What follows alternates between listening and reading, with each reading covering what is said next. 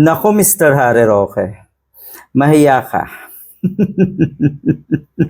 Dahil lang totoo niyan, kahiya-hiya ka na talaga sa mga binibitawan mong salita. Wala na sa katinuan. Ayan, may banat na naman po itong gunggong na ito kay Atty. Leni Robredo. Nandamay ka na naman.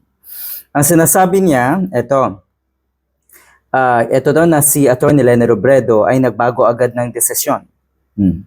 Nagbago agad dahil mula daw sa pagiging hayagang kritiko at political opponent ng mga Marcos family hanggang sa pagpuri ngayon sa mga ginagawa ni PBBM. Yan ang totoong politiko. Dahil kahit sa kalaban ay pwede nilang purihin yung ginagawang mabuti. Sigurado naman tayo, pag merong ginawang masama si PBBM, siguradong hindi yan pupurihin ni Atty. Leni Robredo. Look who's talking, ha? Sabi nga ng mga netizen. Ano bang sitwasyon dati ni Sara Duterte at ni PBBM? Di ba may pa-I love you BBM pa sa Sara Duterte?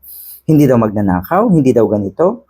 Pero lahat ng yon ang ibinabato ngayon ng kampo ni Sara Duterte. Dumating pa sa punto na pinagbabantaan na ni Sara Duterte si PBBM. So alin nga doon ang nagbago? Ulitin ko lang ha, si Atty. Leni Robredo ay tinitignan kung ano yung mabuti para sa bansa natin. Totoo na political opponent sila, tapos na ang eleksyon na yon. Pero ano pa nga ba? Hindi ba dapat nating suportahan kung anong ginagawa ng ating Pangulo, lalo't sa ikabubuti naman at ikaaayos naman ng ating bansa?